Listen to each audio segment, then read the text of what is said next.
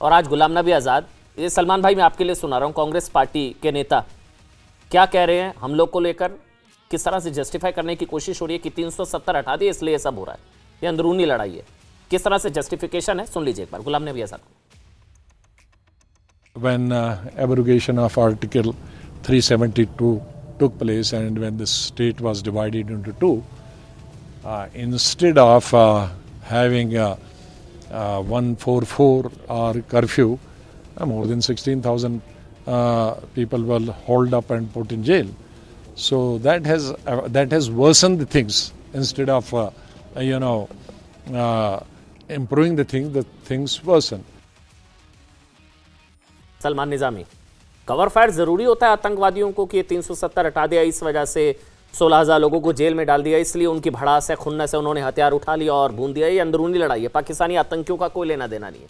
आतंकियों को cover fire जरूरी होता है क्या सलमान भाई? कोई कवर नहीं कर रहा है, कौन बोल रहा है? और गुलाम नबी आजाद साहब, आपको मालूम है कौन शख्स है वो, जिनके ऊपर 30 आतंकवादी हमले हुए कश्मीर में, और गुलाम नबी आजाद साहब के टाइम पे मिलिटेंट जो है एक्टिव सिर्फ 78 थे, आज 5 टाइम्स बढ़ चुके हैं। ये एक एक्सपीरियंस लीडर आपको सलाह दे रहा है, आपको समझना चाहिए कश्मीर में जो आज हालात आपने पैदा किए किस वजह से। अगर 7 किलिंग्स हुई है, आपने 2000 कश्मीरी युवाओं को अरेस्ट कर दिया, ये आपका फेलियर है। पाकिस्तानी आतंकियों ने कुछ नहीं किया, पाकिस्तान ने नहीं किया, सब हमने किया।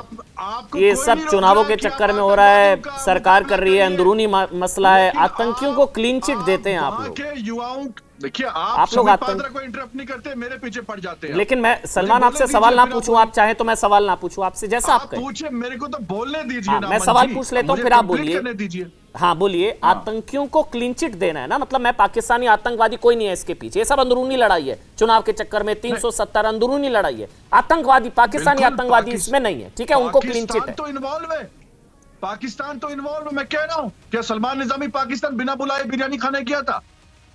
क्या सलमान निजामी जो है 370 की वजह से हो रहा है, पाकिस्तान से बैक सीक्रेट टॉक्स कर रहा है? कौन कर रहा है बातचीत पाकिस्तान कह रहे हैं 370 हटाने की वजह से हो रहा है सलमान भाई। गुलाम नबी आजाद कह रहे हैं अपने इंडियन, सलमान निजामी गुलाम नबी आजाद कह रहे हैं, उनकी आवाज मेरे ख्याल से नहीं पहुंच पा रही। मैं आरएसएन सिंह आपके पास आऊं, आरएसएन सिंह पहले मैं आपके पास आ रही है। आतंकवादियों को कवर फायर का काम करता है ना इस तरह का स्टेटमेंट, और पाकिस्तान ऐसे स्टेटमेंट को यूज करता है कि देखो तुम्हारे घर के लोग कह रहे हैं कि तुम्हारे अंदरूनी लड़ाई है, ये हमारा कोई लेना देना नहीं है, तुम अपने लोगों, फिर कोट किया जाता है इनके स्टेटमेंट्स को कि अंदरूनी लड़ाई है, 370 हटा दिया इसलिए अंदर का असंतोष है, पाकिस्तान का कोई लेना देना नहीं है। आरएसएन सिंह, उसके बाद मैं सलमान आपका जब सिग्नल ठीक होगा आपके पास आऊंगा। मेरे ख्याल से बुरहान वानी तो 370 रहते हुए पैदा हुआ था, सैयद सलाहुद्दीन 370 रहते हुए पैदा हुआ था, 90 में की दशक के शुरुआत में जो कश्मीरी हिंदूज का जो एक्सोडस हुआ वो 370 रहते हुए हुआ था। मुफ्ती मोहम्मद सईद ने अपनी बेटी को अगवा 370 रहते हुए करवाया था।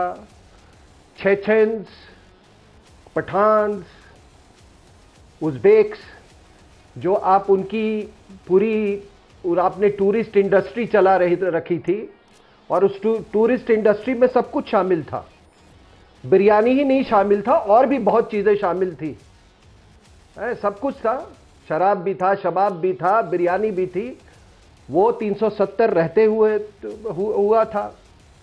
चरारे शरीफ 370 रहते हुए था, और जब 370 नहीं था तो 7 एक्सोडस उसके पहले हुए थे। जब 370 नहीं था तो मर्तंड का मंदिर उसी समय तोड़ा गया था जब 370 नहीं था। ब्रिज बेहरा का मंदिर 370 नहीं रहते हुए तोड़ा गया। तो ये 370 का रहना, और अरे जमहूरियत और राजनीतिक, शरीयत और जमहूरियत में कोई मिलाप है क्या? दूसरी बात, एक बड़ा अच्छा सवाल इन्होंने कहा कि आप इसको सॉल्व नहीं कर पाए। बिल्कुल सॉल्व हो जाएगा साहब, बस आप एक 4 चीजें करवा दें आप कश्मीर में। आप पहले ये मदरसों में कश्मीरियत के बारे में पढ़ाना शुरू कर दें आप, और ये जितने बिहार और यूपी के जो ये नालायक मौलवी हैं ना, इनको उठा कर फेंको वहां से। वहां पे कश्मीरियत के बारे में पढ़ाना शुरू कर दो। जो खुतबे पढ़े जाते हैं ना फ्राइडे प्रेयर्स के दिन, उस दिन कश्मीरियत के बारे में बताओ। उसके बाद अपने घरों में अपने बच्चों को बताओ कि तुम्हारे हिंदू पूर्वज कौन थे। उनको बताओ कि मोहम्मद इकबाल का जो ग्रैंडफादर था वो कौन सपरू था, और ये फरूक अब्दुल्ला का पूर्वज था राघव राम कौल। ये बताओ। अपने आप देखिएगा, नजदीकियां हम में आ जाएंगी। और तीसरा कि ये उनको अपने कश्मीर का जो हिंदू इतिहास है वो भी थोड़ा पढ़ाओ। और कलहना की जो वो राजतरंगिणी है वो तो बिल्कुल कंपलसरी होना चाहिए, चाहे कुरान पढ़े चाहे ना पढ़े, वो जरूर पढ़ना चाहिए। और गांधी का नाम लिया तो गांधी के बारे में जरूर पढ़ाओ, और वो ये पढ़ाओ कि जिसने अपनी किताब में माले